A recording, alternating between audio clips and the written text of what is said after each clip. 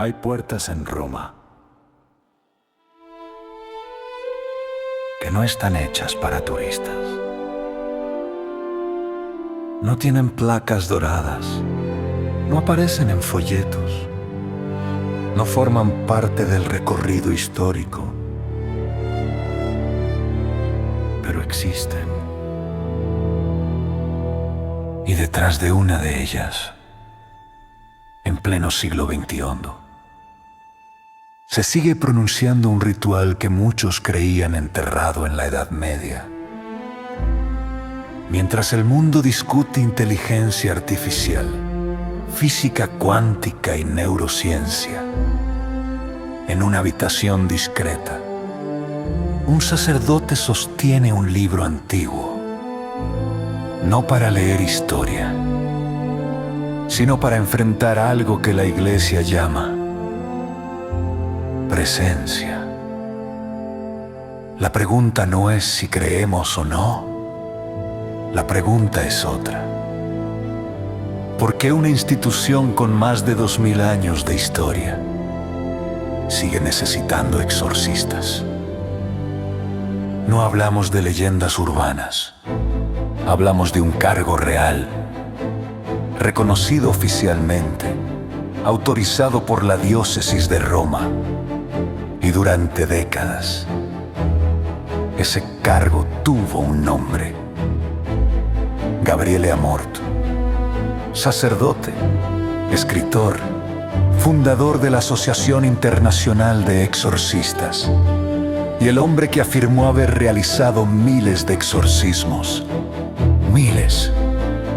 No en la Edad Media, no en la Europa oscura de supersticiones, en nuestro tiempo. Para entenderlo, no debemos empezar con el demonio. Debemos empezar con Roma, con una institución que ha sobrevivido imperios, guerras, reformas, cismas y revoluciones científicas. La Iglesia Católica no improvisa, no actúa sin protocolo, no mantiene rituales por entretenimiento.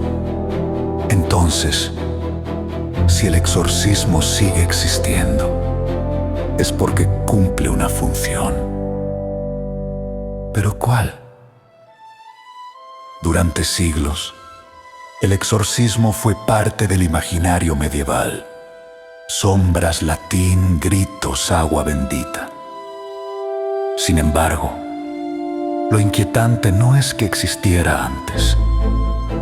Lo inquietante es que sigue existiendo ahora, con autorización episcopal, con evaluaciones médicas previas, con protocolos oficiales.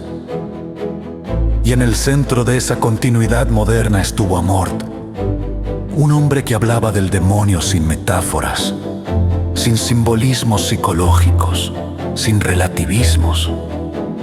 Para él, la presencia era real.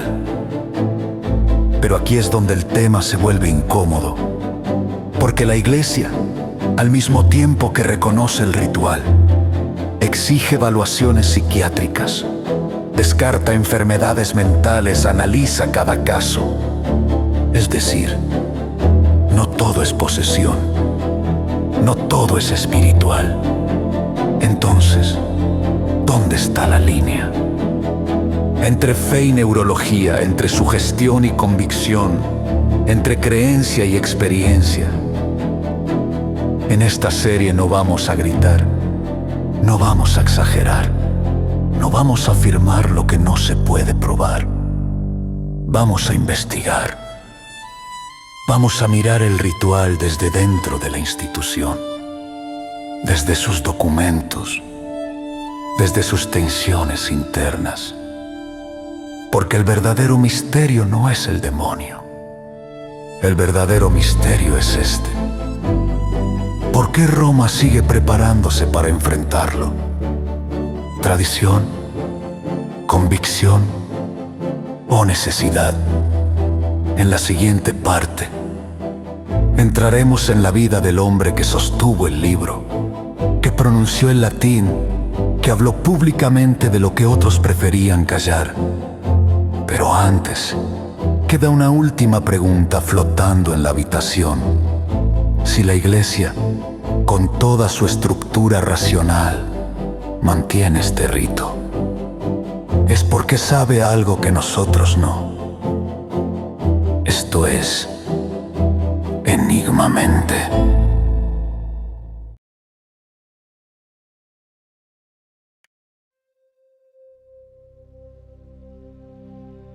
Antes del ritual, hubo un hombre. No un personaje de cine, no un protagonista de novela oscura. Un sacerdote. Gabriele Amorth nació en Italia en la década de 1920.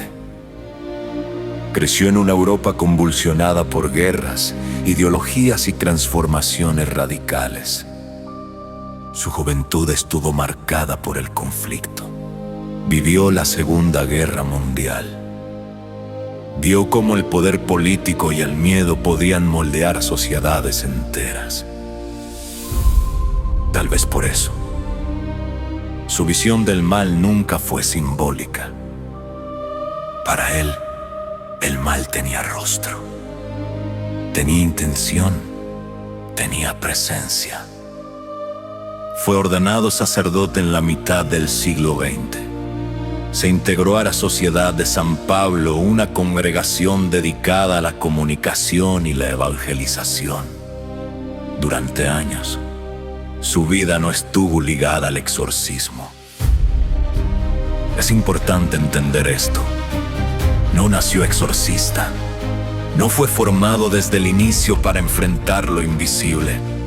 Fue un sacerdote más, hasta que Roma lo llamó. En la década de 1980 fue nombrado exorcista de la diócesis de Roma por el cardenal vicario de entonces.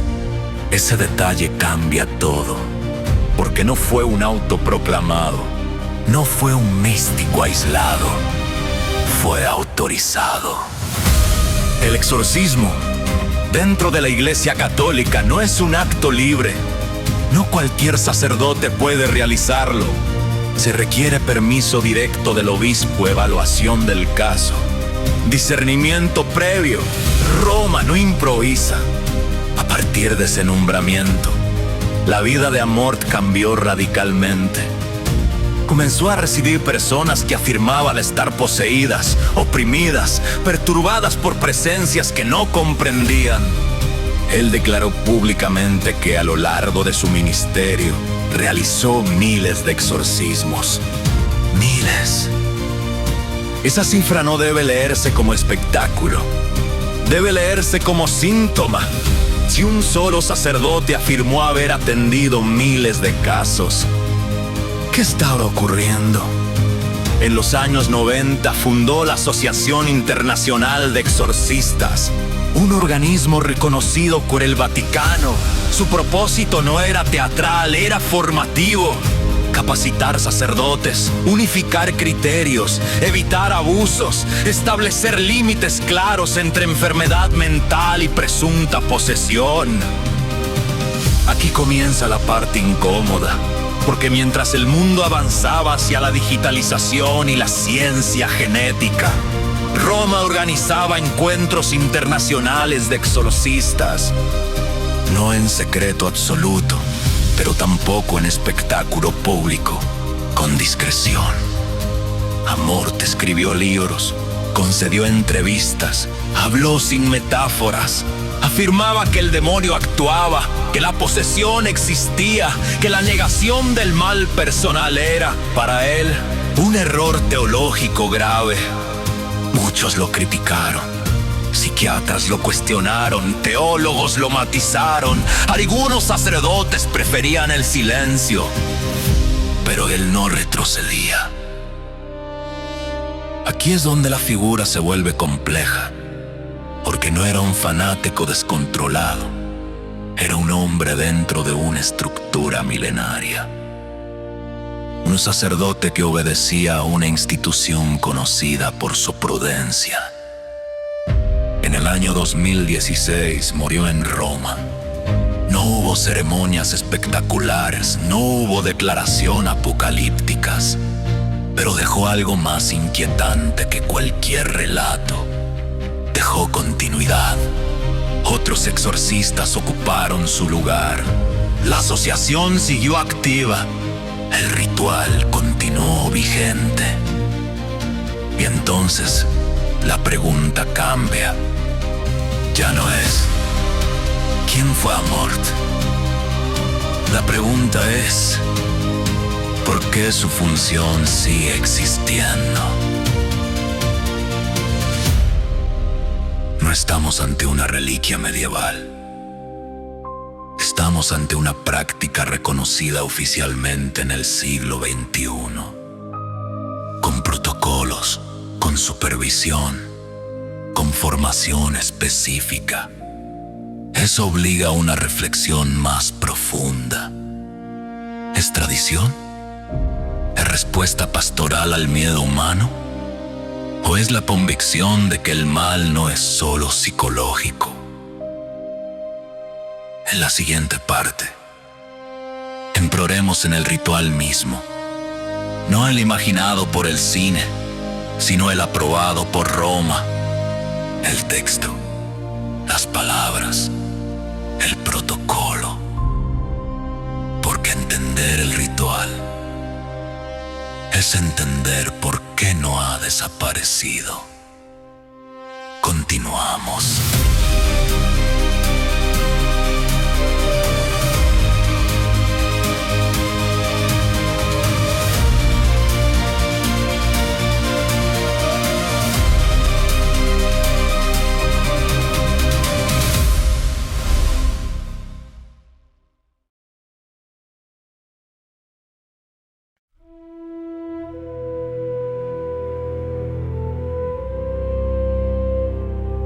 Si el exorcismo fuera superstición, habría desaparecido hace siglos. Pero no desapareció.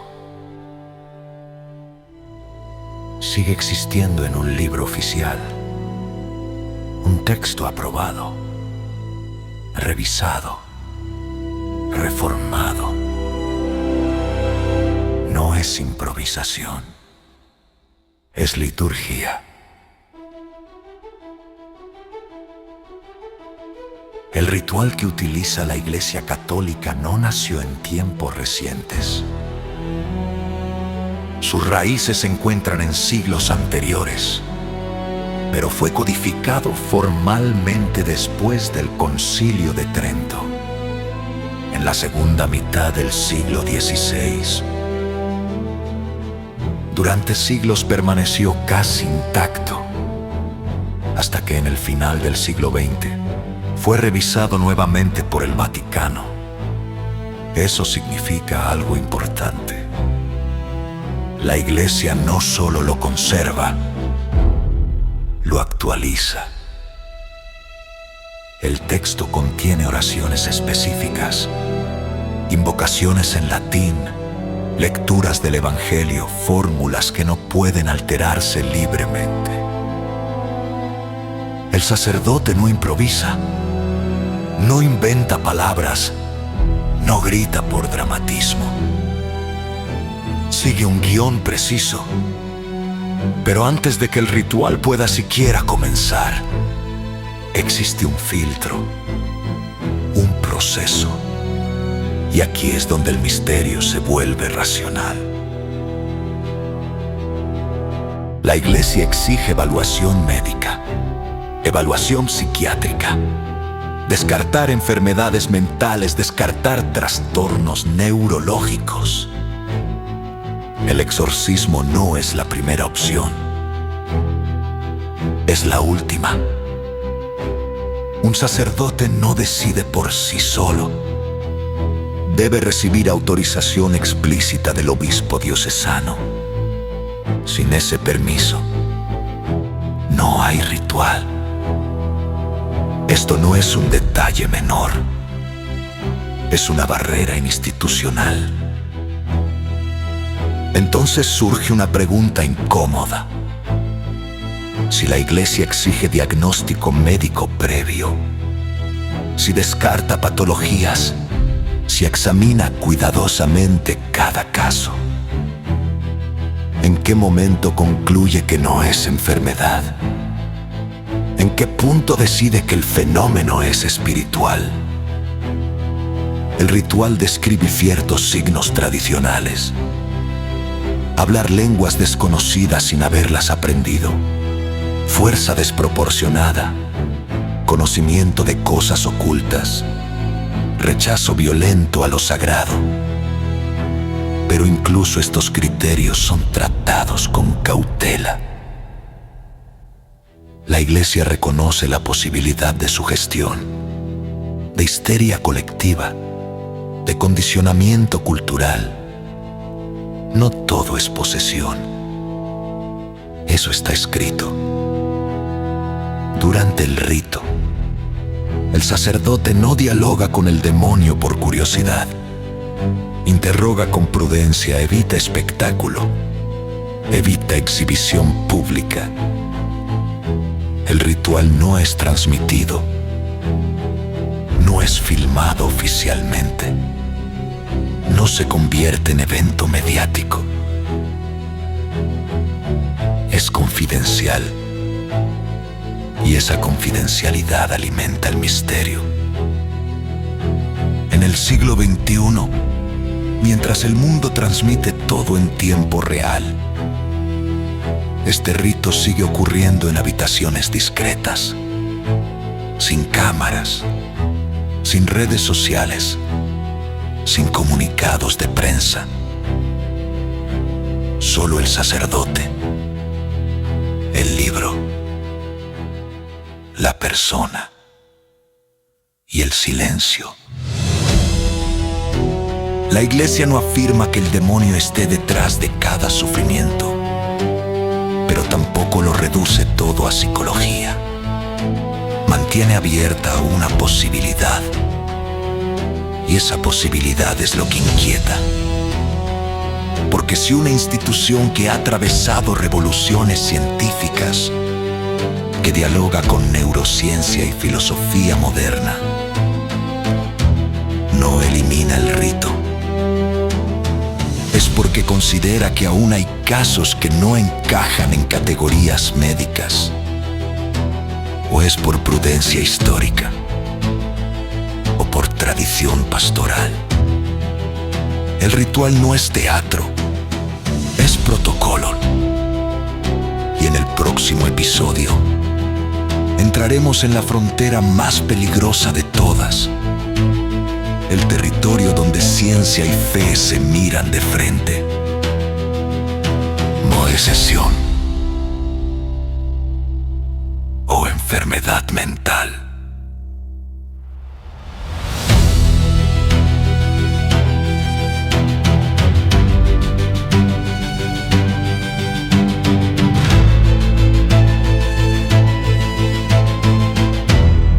Seguro quieres continuar.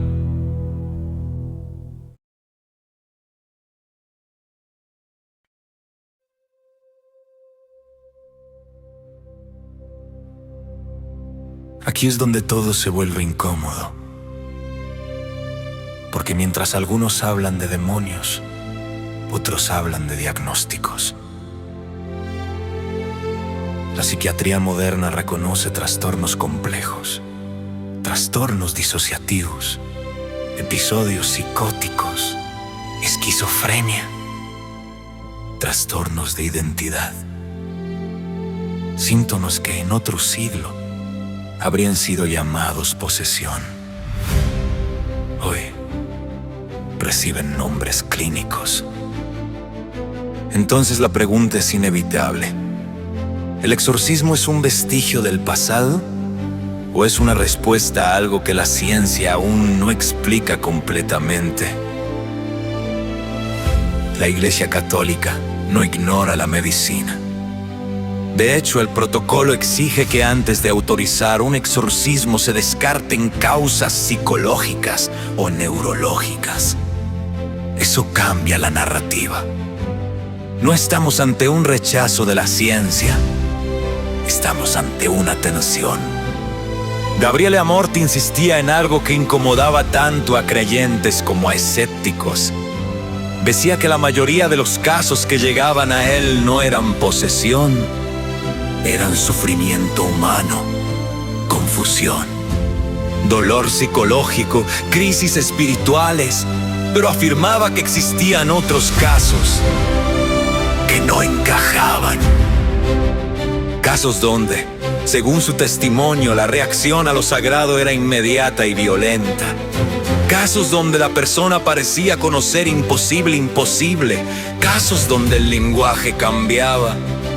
Los psiquiatras respondían con cautela. Sugestión, condicionamiento cultural, estados alterados de conciencia. Y no estaban equivocados. Aquí no hay caricaturas. Hay dos sistemas intentando comprender lo mismo desde marcos distintos. La ciencia pregunta, ¿qué ocurre en el cerebro? La teología pregunta, ¿puede el mal tener voluntad? Ambas preguntas nacen del mismo lugar. El misterio del sufrimiento humano. En el siglo XX, muchos exorcismos fueron reemplazados por tratamientos médicos, y con razón. Pero el rito no desapareció, se redujo, se reguló, se vigiló. No es la primera opción, es la última instancia cuando, según la autoridad eclesial, no hay explicación suficiente. Y aquí surge algo más inquietante. ¿Por qué algunas personas buscan primero al sacerdote y no al médico? Porque el sufrimiento no siempre se vive como enfermedad. A veces se vive como culpa, como presión, como presencia. La experiencia subjetiva importa y la iglesia responde a esa experiencia. Pero eso abre un dilema profundo. Si alguien cree estar poseído, ¿el exorcismo refuerza esa creencia o la libera? Si alguien sufre un trastorno disociativo, ¿el rito ayuda o complica? No hay respuestas simples. Y precisamente por eso el Vaticano mantiene prudencia. No promueve el rito públicamente, no lo convierte en espectáculo, no lo trivializa, lo mantiene bajo autorización estricta.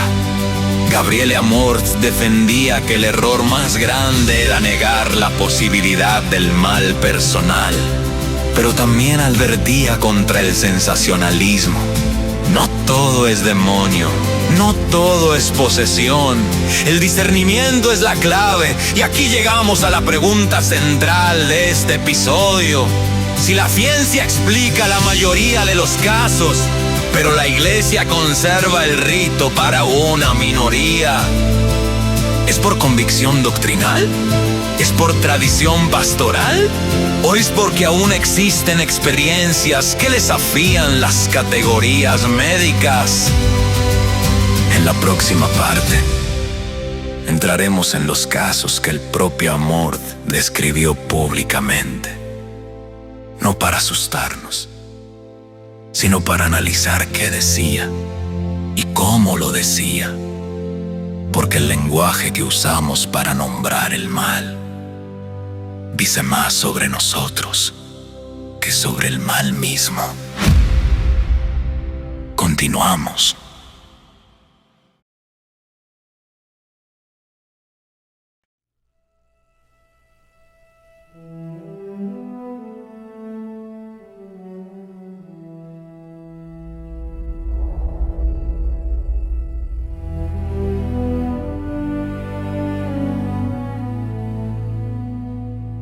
Gabriele Amorth habló mucho, y eso lo distinguió de otros exorcistas que preferían el anonimato. Concedió entrevistas, escribió libros, respondió preguntas incómodas, no relataba historias como espectáculo, las describía como trabajo pastoral. En sus declaraciones públicas repetía una idea constante. La mayoría de las personas que acudían a él no estaban poseídas. Estaban confundidas, asustadas, influenciadas por prácticas esotéricas o atravesando crisis profundas. Ese matiz es importante porque desmonta el mito de que todo era extraordinario, pero también afirmaba que había casos diferentes. Casos que, según su discernimiento, no podían reducirse a trastorno psicológico. Describía reacciones violentas ante símbolos religiosos, cambios abruptos en la voz, resistencia física inusual. No lo presentaba como espectáculo, lo presentaba como confrontación espiritual. Una de sus afirmaciones más polémicas fue que el mal actúa de manera silenciosa, infiltrándose en la vida cotidiana. No siempre con gritos, no siempre con fenómenos visibles, sino con tentación persistente, con división, con desesperanza. Aquí la narrativa cambia, porque para Mort, el exorcismo no era solo liberar a una persona, era confrontar una dimensión del mal que, según su visión teológica, opera en el mundo. Eso amplía el marco. Ya no hablamos solo de individuos, hablamos de una concepción espiritual del mal. En entrevistas mencionó que algunos casos requerían múltiples sesiones. El ritual no era instantáneo. No era una escena cinematográfica. Era repetición, oración constante, discernimiento continuo y paciencia. Los críticos señalaron que estos relatos podían explicarse por su gestión colectiva o por dinámicas psicológicas complejas. Y esa crítica no es trivial, porque el contexto cultural influye. En sociedades donde la posesión forma parte del imaginario religioso, las experiencias tienden a expresarse en ese lenguaje. La mente humana adopta marcos simbólicos disponibles. Sin embargo, lo que inquieta no es solo el relato, es la convicción con la que era pronunciado. Gabriele Amorth no hablaba con duda, hablaba con certeza pastoral. Y esa certeza generaba tensión entre teólogos, entre médicos, entre creyentes modernos. En algunos casos describía lo que llamaba infestaciones, no de personas, sino de lugares. Casas donde, según los testimonios recibidos, ocurrían fenómenos extraños. Aquí la Iglesia actuaba con mayor cautela aún, porque distinguir entre sugestión y fenómeno espiritual es complejo. Pero hay algo más profundo que los relatos específicos, y es esto. Amorth insistía en que el verdadero objetivo del ritual no era el enfrentamiento dramático, era devolver paz. Si el rito terminaba con serenidad, con claridad, con estabilidad emocional, para él, eso era el signo principal. No el espectáculo, no la manifestación visible, la paz. Eso cambia la narrativa. Porque si el exorcismo fuera mera confrontación teatral, el resultado sería caos. Pero el criterio que él repetía era tranquilidad restaurada. Entonces surge otra pregunta incómoda. Si el objetivo es devolver equilibrio, ¿podría el rito funcionar también como intervención psicológica ritualizada? Es posible que fe y mente interactúen más profundamente de lo que creemos. En la próxima parte, entraremos en algo aún más delicado.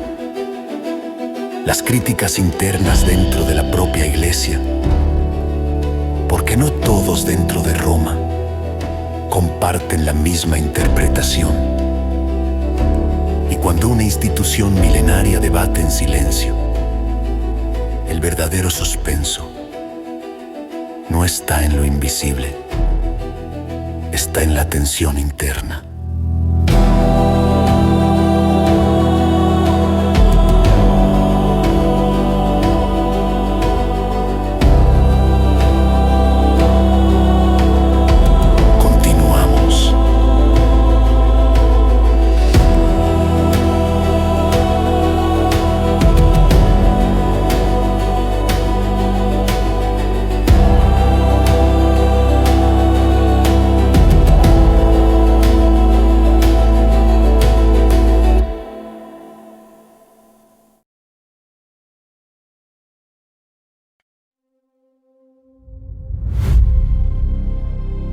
La Iglesia Católica no es un bloque uniforme. Es una estructura milenaria con corrientes internas. Teólogos con posturas distintas. Sacerdotes con enfoques pastorales diversos.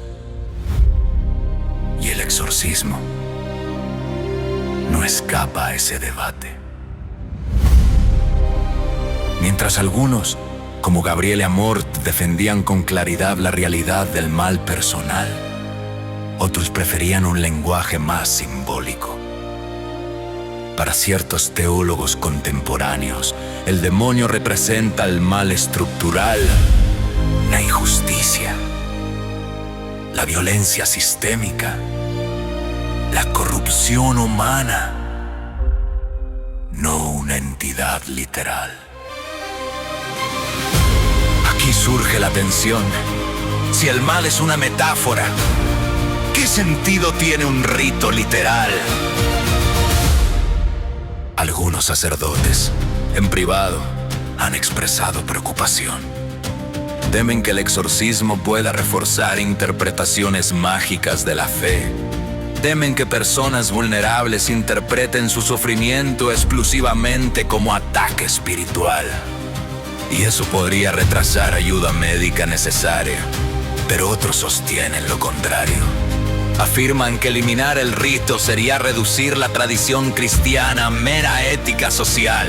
Para ellos, el cristianismo implica una dimensión espiritual real. Una lucha interior. Un conflicto invisible. No es un debate superficial. Es una discusión teológica profunda sobre la naturaleza del mal. ¿Es personal? ¿Es estructural? ¿Es psicológico? ¿Es simbólico? En el siglo XX, tras grandes transformaciones culturales, muchos dentro de la Iglesia intentaron modernizar el lenguaje religioso.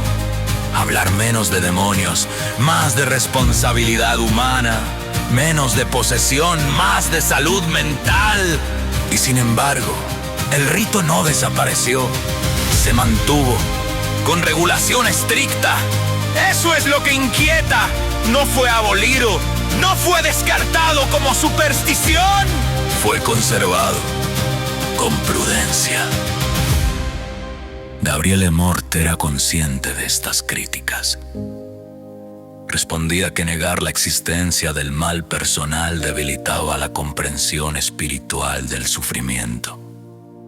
Pero también insistía en discernimiento. Nunca afirmó que todo problema fuera demoníaco. Esa es una caricatura externa. Algunos obispos son extremadamente cautelosos. Prefieren que el rito se use solo en circunstancias muy claras. Otras diócesis casi no lo emplean, y esto revela algo importante. La práctica no es homogénea. Depende del contexto cultural, depende del liderazgo local, depende del discernimiento episcopal. Aquí el suspenso cambia de forma. No es un enfrentamiento contra lo invisible. Es una institución debatiendo su propio lenguaje. ¿Cómo hablar del mal en el siglo XXI? ¿Cómo sostener tradición sin caer en literalismo ingenuo? ¿Cómo responder al sufrimiento sin negar la ciencia? La tensión no está solo en la habitación de ritual. Está en los pasillos silenciosos donde se toman decisiones, en los documentos internos, en las conversaciones discretas. Y eso nos lleva al siguiente episodio, porque ahora debemos mirar algo aún más delicado. ¿Qué se archiva? ¿Qué no se publica? ¿Qué permanece en silencio dentro del Vaticano?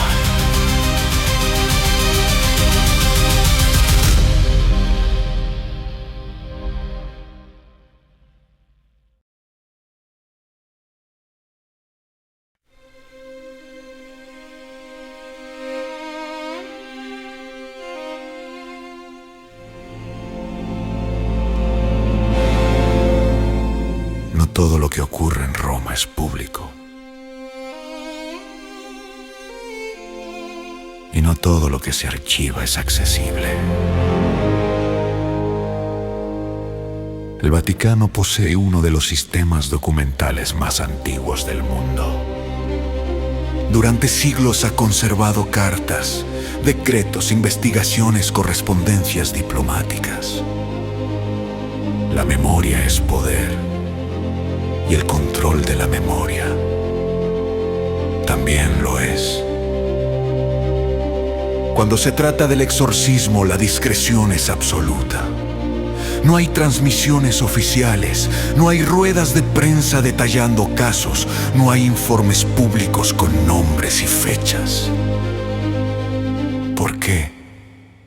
La respuesta oficial es prudencia pastoral.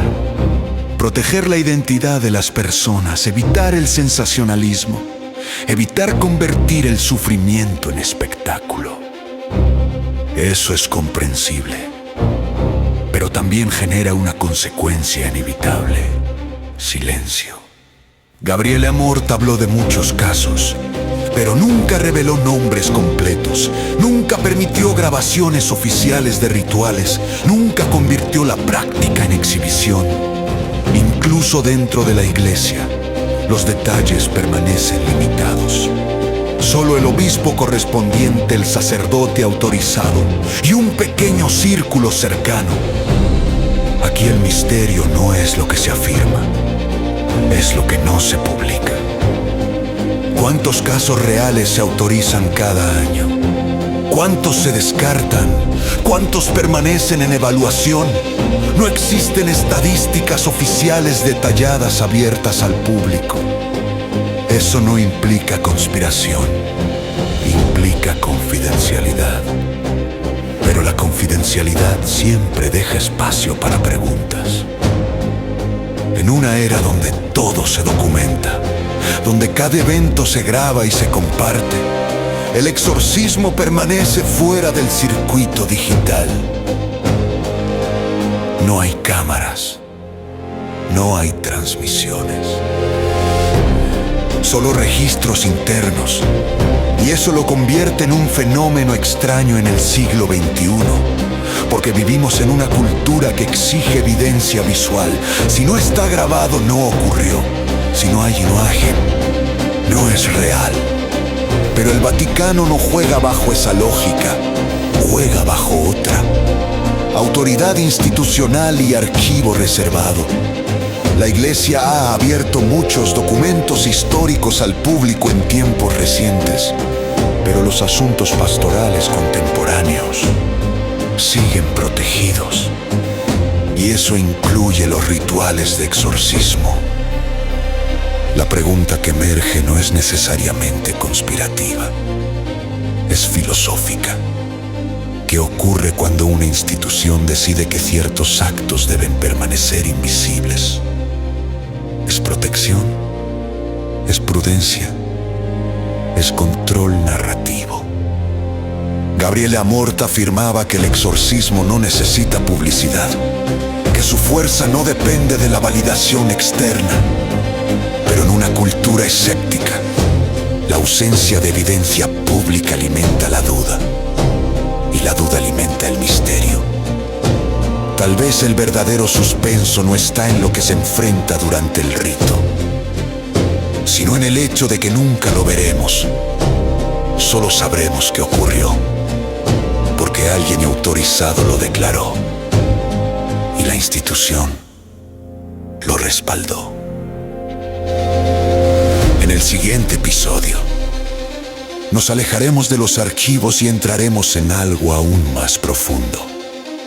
El miedo, no como fenómeno espiritual, sino como herramienta humana.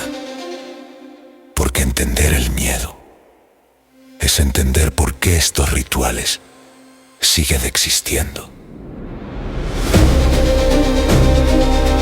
Continuamos.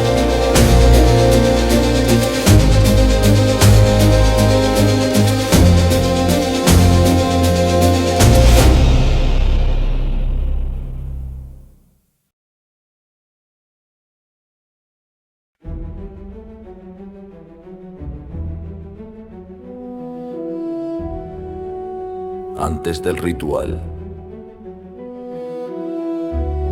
antes del libro, antes del latín,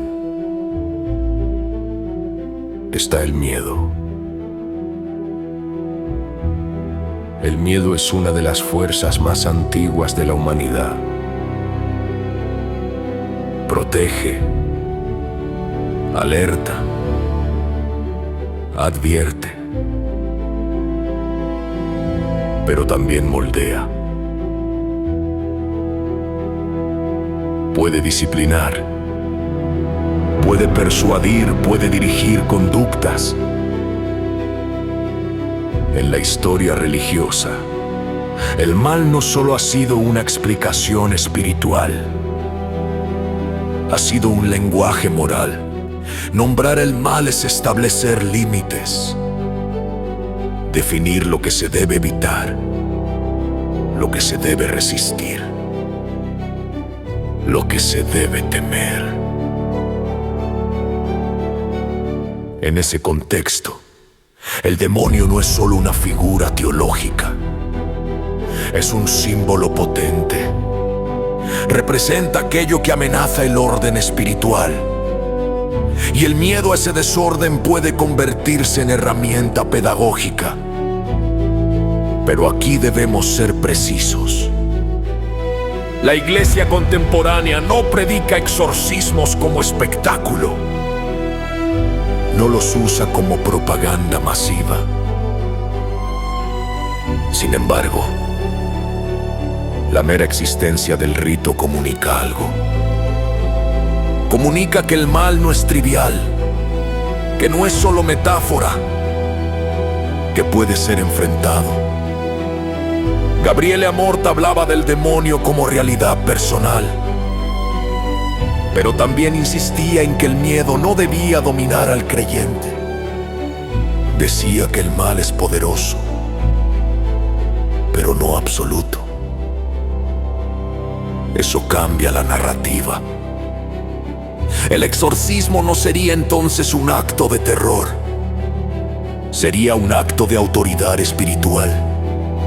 Sin embargo, desde una perspectiva sociológica, el miedo siempre cumple funciones, refuerza cohesión, fortalece identidad grupal, delimita lo permitido. En épocas de crisis cultural, los relatos sobre el mal tienden a intensificarse, porque el miedo necesita nombre. En el siglo XXI vivimos ansiedades nuevas, tecnología que avanza más rápido que la ética, conflictos globales, aislamiento digital, crisis existenciales silenciosas. El lenguaje cambia, pero la sensación de amenaza permanece. Y cuando la amenaza es invisible, la imaginación completa lo que la razón no entiende. Ahí el rito adquiere significado no necesariamente como confrontación literal con una entidad, sino como respuesta simbólica al caos interior. Entonces surge una pregunta incómoda. ¿El exorcismo combate un ser o combate el miedo mismo? Si alguien cree estar oprimido y el ritual le devuelve paz, ¿qué fue realmente derrotado? ¿Una entidad? ¿Una narrativa? ¿Un estado psicológico? El miedo puede paralizar, pero también puede canalizarse hacia estructura. El rito ofrece estructura, palabras claras, autoridad definida, un inicio y un final en un mundo caótico. Eso tranquiliza. Gabriele Amorth insistía en que el demonio aprovecha la desesperanza, pero también afirmaba que la fe ofrece resistencia. Sea cual sea la interpretación, el mensaje subyacente es el mismo. El mal no debe tener la última palabra, y tal vez ahí reside la permanencia del rito. No en el espectáculo, no en el miedo descontrolado, sino en la necesidad humana de confrontar lo que no entiende, de poner límites al caos, de declarar que existe un orden más fuerte que la oscuridad. En la próxima parte, miraremos algo más concreto: la creación de la Asociación Internacional de Exorcistas. Porque cuando una práctica se organiza formalmente, deja de ser excepción aislada, se convierte en estructura. Continuamos.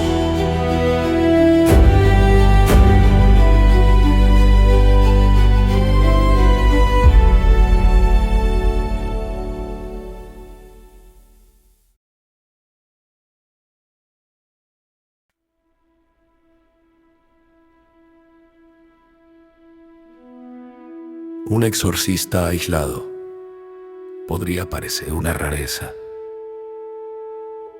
pero una asociación formal es otra cosa. En la década de 1990, Gabriele Amorth impulsó la creación de la Asociación Internacional de Exorcistas. No fue un movimiento clandestino. Fue una organización reconocida posteriormente por la Santa Sede. Eso cambia la percepción. ¿Por qué crear una asociación? Porque el rito no podía depender solo de experiencia personal. Necesitaba formación, criterios comunes, discernimiento compartido, evitar abusos, evitar improvisaciones, evitar exageraciones. La existencia de esta asociación revela algo crucial.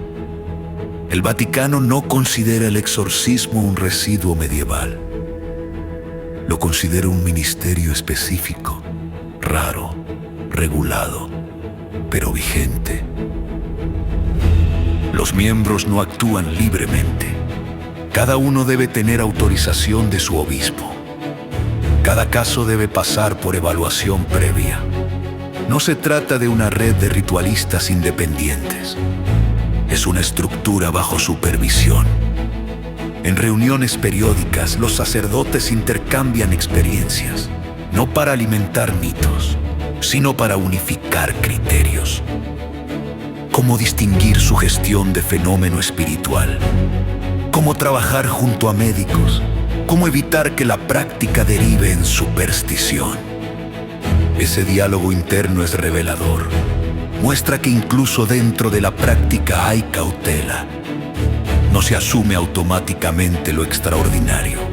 Se examina, se discute, se contrasta. La asociación también tiene un efecto simbólico.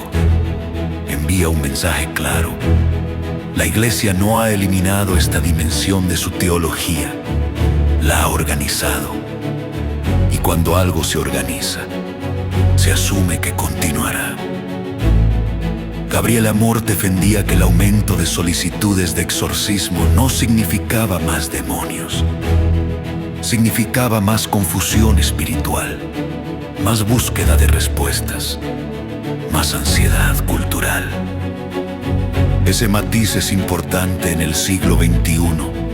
El acceso a información es ilimitado, pero la certeza existencial es escasa.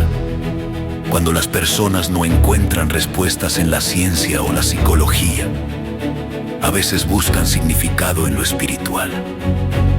La asociación intenta canalizar esa búsqueda dentro de límites definidos. Pero aquí surge otra pregunta inquietante. Si la práctica está regulada, organizada y supervisada, ¿por qué sigue generando tanto misterio? Porque la estructura no elimina la invisibilidad. No hay transmisiones públicas de sus encuentros. No hay informes detallados abiertos al mundo. Solo sabemos que existen y que continúan. El paso de Amor por esta asociación dejó huella, no solo por sus declaraciones, sino por la institucionalización del ministerio. Después de su muerte, la estructura permaneció. Eso indica continuidad. No fue un fenómeno ligado únicamente a su figura. Y entonces la pregunta vuelve a cambiar. Si el rito está regulado y organizado, ¿es por convicción profunda o por prudencia histórica? En la próxima parte, escucharemos algunas de las declaraciones más directas de Amor, porque su lenguaje fue claro y sus palabras no siempre fueron cómodas. Por Trencilado Vintundos.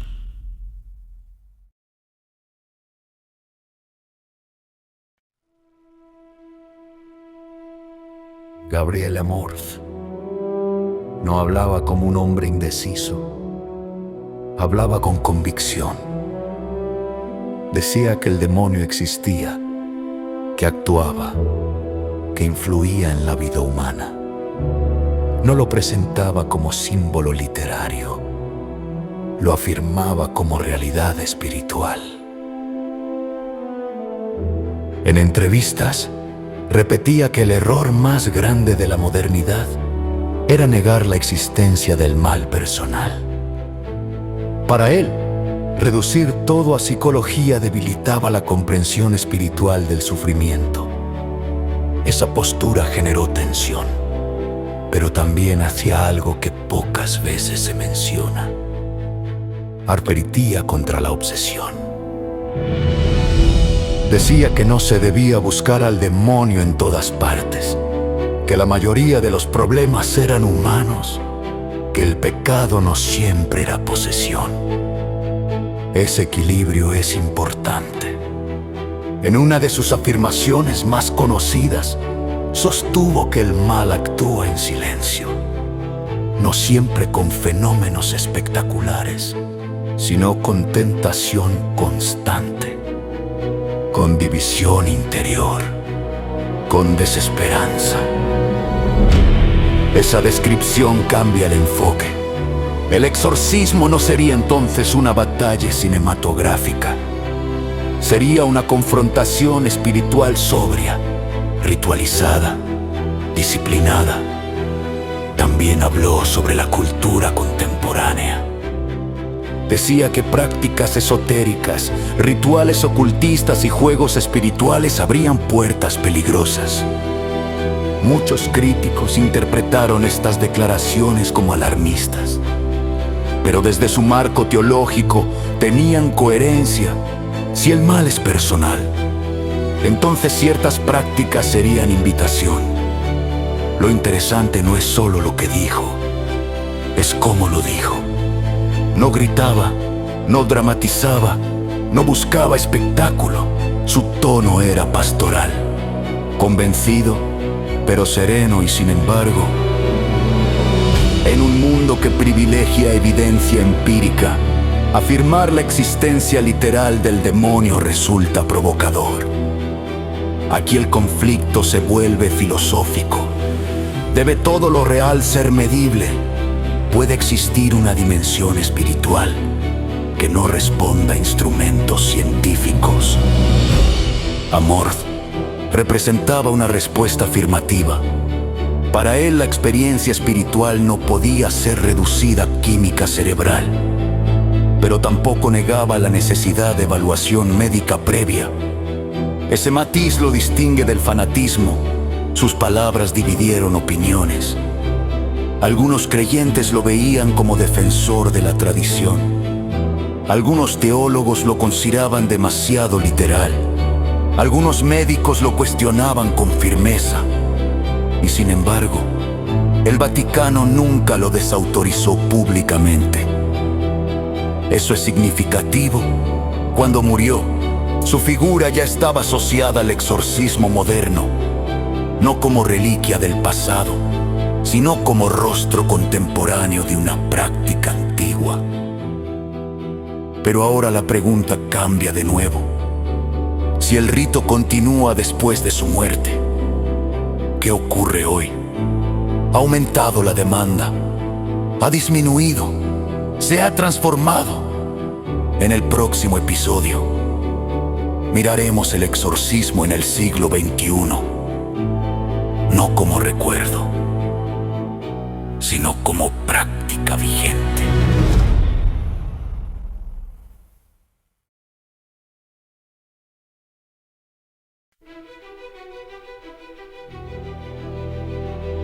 Vivimos en la era de la inteligencia artificial, de la neuroimagen avanzada, de la exploración espacial.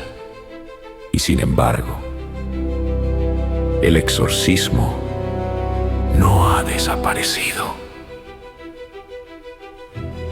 Sigue existiendo en diócesis de distintos países. Sigue requiriendo autorización episcopal. Sigue manteniendo evaluación médica previa. Eso no encaja con la narrativa de progreso lineal, porque asumimos que lo antiguo se reemplaza, pero no siempre ocurre así. Después de la muerte de Gabriele Amorth, otros sacerdotes asumieron el ministerio. La Asociación Internacional de Exorcistas continuó activa. Se organizaron encuentros formativos, se establecieron criterios más claros, se reforzó la colaboración con médicos. Eso revela evolución, no abandono. En algunos países, el número de solicitudes ha aumentado, no necesariamente por incremento de posesiones, sino por incremento de ansiedad espiritual. Más personas buscan respuestas trascendentes. Más personas interpretan su sufrimiento en clave religiosa. La cultura digital también ha influido.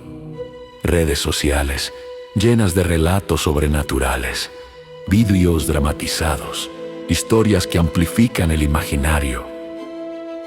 Eso puede generar sugestión y también miedo. La Iglesia es consciente de este fenómeno, por eso insiste en prudencia. No todo caso es espiritual. No todo fenómeno extraño es posesión. El discernimiento es más estricto que nunca, pero aquí surge una paradoja. En un mundo donde la fe institucional pierde influencia en muchos lugares, el interés por lo espiritual no desaparece, se transforma. Algunos buscan en prácticas esotéricas, otros en espiritualidades alternativas, otros en rituales tradicionales. El exorcismo en ese contexto se convierte en punto de convergencia entre tradición y necesidad contemporánea. Es reacción a la incertidumbre moderna. Es respuesta pastoral al vacío existencial. ¿O es la convicción de que el mal sigue operando? El siglo XXI no eliminó el miedo, solo cambió su forma. Miedo a la soledad miedo al colapso social, miedo a la pérdida de sentido, y cuando el miedo no tiene nombre claro, la narrativa espiritual reaparece. Algunos psiquiatras sostienen que el rito puede tener efecto placebo poderoso, una intervención ritual estructurada, una autoridad que ordena el caos interior, un marco simbólico que restaura equilibrio. Eso no necesariamente invalida la experiencia, la contextualiza, pero desde la teología tradicional, la explicación es distinta. No se trata de placebo, se trata de confrontación espiritual real. Aquí el debate sigue abierto y probablemente seguirá. El exorcismo en el siglo XXI no es multitudinario, no es frecuente, es raro. Y precisamente por eso resulta más intrigante. Si fuera práctica común, perdería misterio, pero al mantenerse excepcional, conserva su aura. Y entonces llegamos a otra pregunta incómoda. Si la práctica continúa discretamente, ¿qué ocurre con los casos que nunca se hacen públicos? En el próximo episodio, entraremos en el territorio de lo no contado, no para inventar, sino para reflexionar sobre lo que permanece en confidencialidad.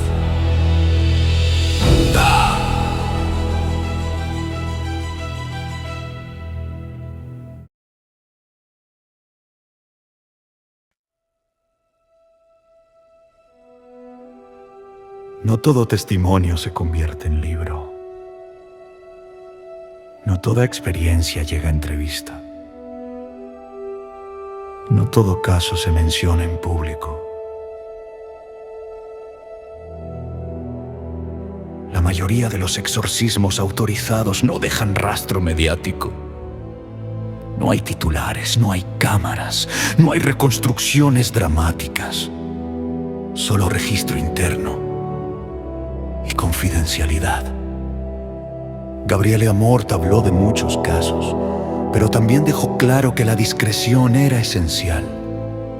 Proteger la identidad de la persona, evitar estigmatización, evitar sugestión colectiva. Eso significa que lo que conocemos es apenas una fracción. Pero cuidado. La ausencia de información pública no implica conspiración, implica reserva pastoral. Aún así, la reserva genera espacio para la imaginación. En cualquier institución que gestiona experiencias intensas, el archivo cumple una función doble: conservar memoria y limitar acceso.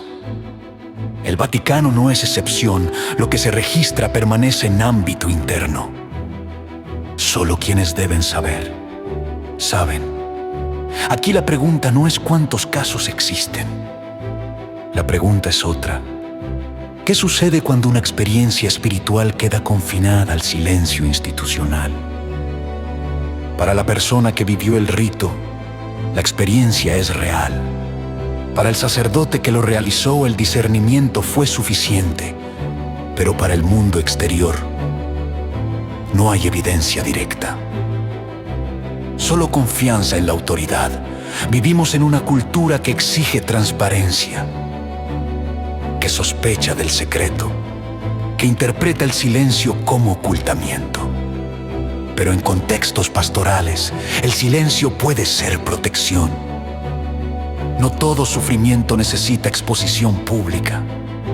Y sin embargo, lo que no se muestra siempre adquiere aura de misterio.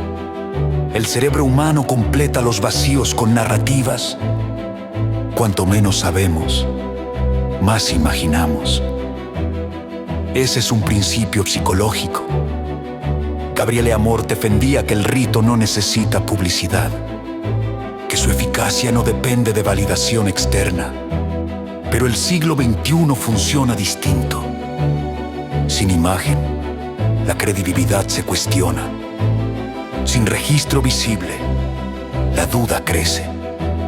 Entonces surge una tensión moderna. ¿Debe la Iglesia mantener confidencialidad absoluta? ¿O abrir más información para evitar mitos? Ambas opciones tienen riesgo. La apertura puede alimentar espectáculo. El silencio puede alimentar sospecha.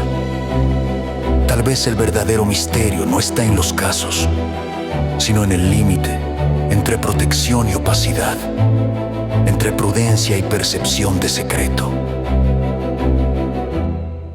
Porque cuando una institución decide que algo debe permanecer invisible, no solo está protegiendo personas, está controlando narrativa. Y aquí llegamos a una reflexión más profunda. Si nunca veremos un exorcismo oficial, si nunca veremos informes detallados, si solo escucharemos declaraciones filtradas, entonces el exorcismo seguirá habitando el espacio intermedio, ni totalmente visible, ni completamente oculto. Ese espacio es donde vive el misterio. En el próximo episodio, nos alejaremos del rito y entraremos en una pregunta filosófica mayor. ¿Qué es el mal? No desde el ritual, sino desde la metafísica. Continuamos.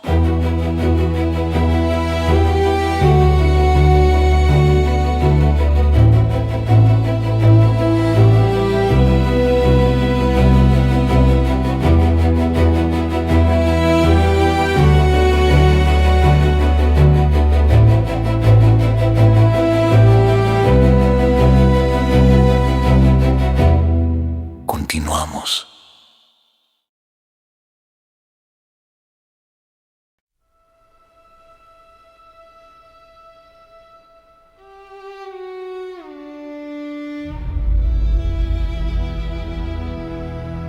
Antes de hablar de exorcismos,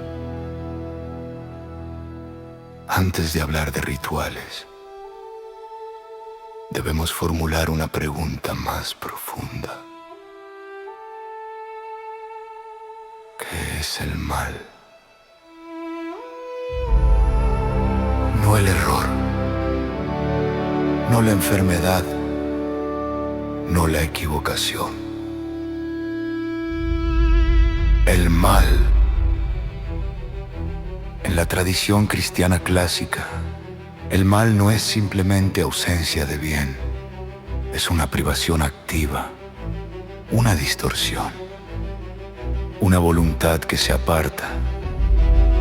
Pero no todos dentro de la teología lo interpretan igual. Algunos pensadores sostienen que el mal no tiene sustancia propia, que es carencia, obscuridad como ausencia de luz. Bajo esa visión, el demonio sería símbolo, representación del desorden moral humano. Otros sostienen que el mal es personal, que existe una inteligencia opuesta a la voluntad divina, que la libertad puede corromperse hasta convertirse en oposición consciente. Aquí el exorcismo adquiere sentido literal.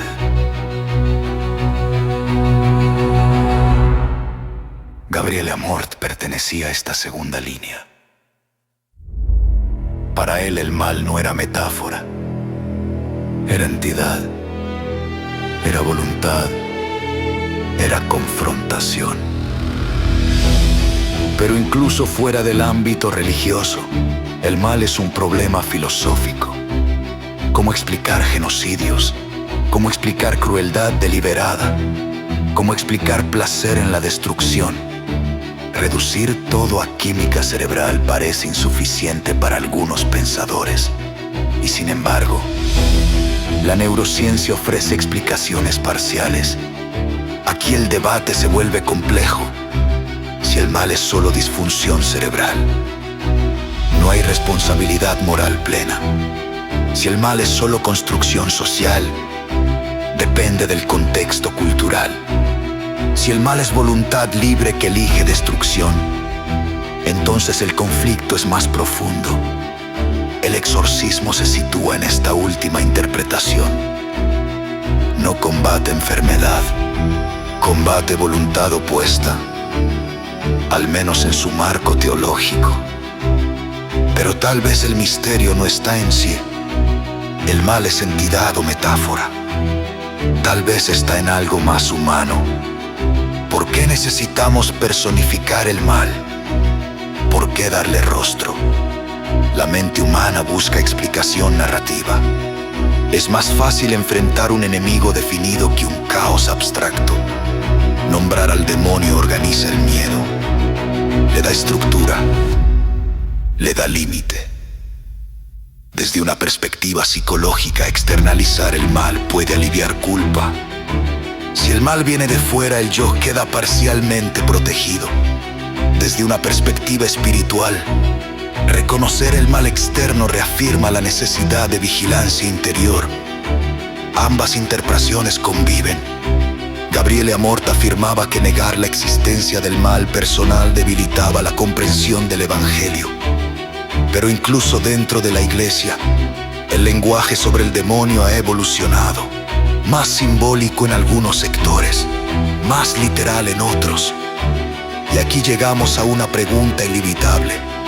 Si el mal es real, ¿por qué existe? Si es permitido, ¿con qué propósito?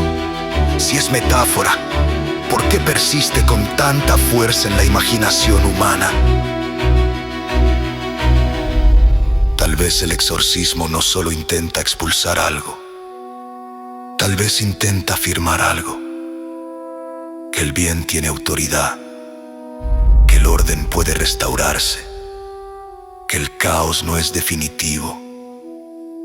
En el próximo episodio nos acercaremos al final, la muerte de Amorth y lo que dejó detrás.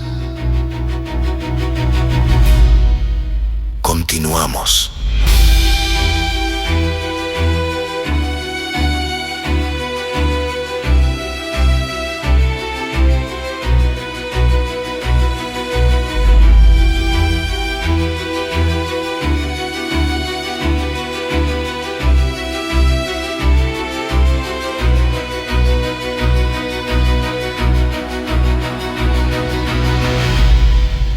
Continuamos.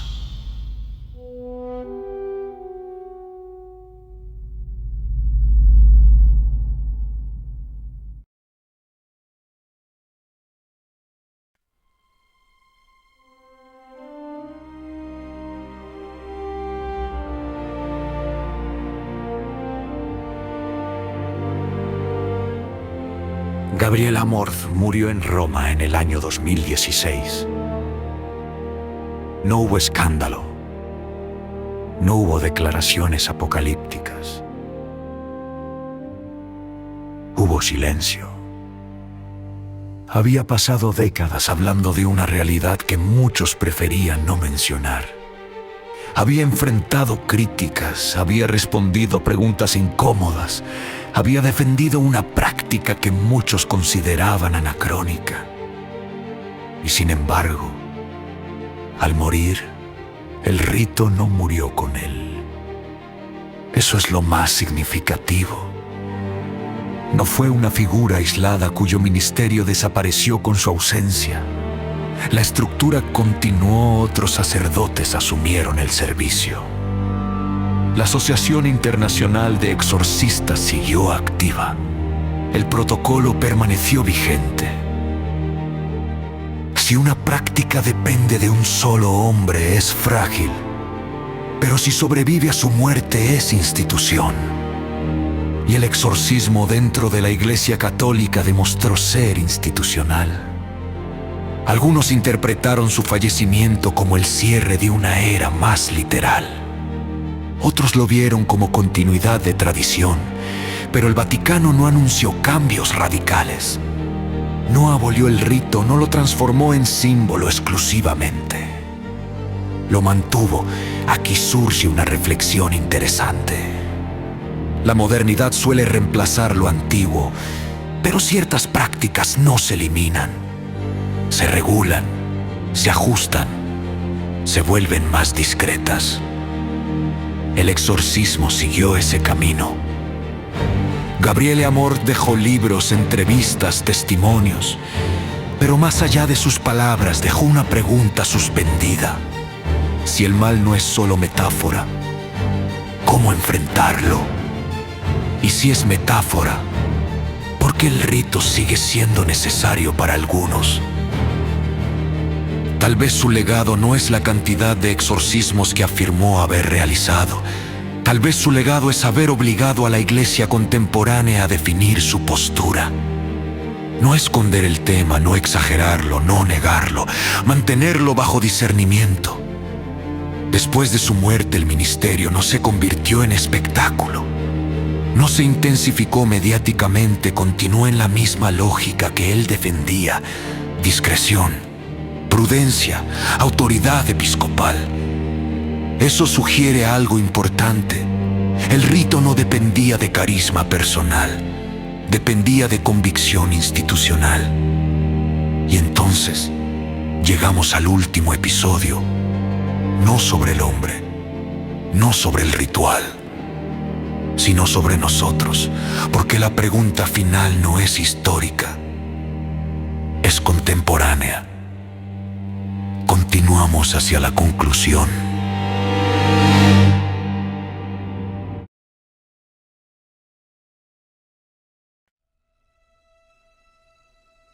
Durante esta serie hemos hablado de rituales, de protocolos, de archivos, de debates internos. Hemos hablado de un hombre, Gabriele Amorth. Pero ahora debemos alejarnos de él, porque el verdadero centro de esta historia no es un sacerdote, es una pregunta. ¿Por qué una institución con 2000 años de historia sigue conservando el rito del exorcismo en pleno siglo XXI? No es ignorancia, no es improvisación, es decisión. Una decisión sostenida a través de décadas de modernización, reformas y diálogo con la ciencia. Podríamos concluir que es tradición. Podríamos decir que es símbolo. Podríamos afirmar que es respuesta pastoral a la necesidad humana de sentido. Pero ninguna de esas respuestas elimina el hecho central. El rito continúa. Vivimos en una era que exige evidencia visible, que desconfía del secreto, que privilegia lo medible. Y sin embargo, hay habitaciones en Roma donde se pronuncian palabras en latín que no serán transmitidas. Hay sacerdotes autorizados que actúan sin cámaras. Hay casos que permanecerán confidenciales. Eso no prueba nada, pero tampoco desaparece. Tal vez el exorcismo no nos obliga a creer en demonios. Tal vez nos obliga a reconocer algo más inquietante. Que el mal, sea psicológico, social o espiritual, sigue siendo problema real. Y que la humanidad todavía busca maneras de nombrarlo y enfrentarlo. Si el mal es solo metáfora, ¿por qué la metáfora necesita ritual? Si el mal es entidad, ¿por qué permanece invisible? Si el rito funciona como estructura psicológica, ¿por qué se sostiene con tanta cautela institucional? Quizá la respuesta no esté en Roma. Quizá esté en nosotros. En nuestra necesidad de ordenar el caos. En nuestra tendencia a personificar lo incomprensible. En nuestra resistencia. Aceptar que el mal puede ser, al mismo tiempo, interno y externo. Gabriele Amort afirmó que el demonio existe. Sus críticos afirmaron que el mal es psicológico. La Iglesia decidió mantener el rito con prudencia. La ciencia decidió mantener la investigación abierta. Y nosotros seguimos preguntando. Tal vez el verdadero misterio no es si el exorcismo expulsa algo.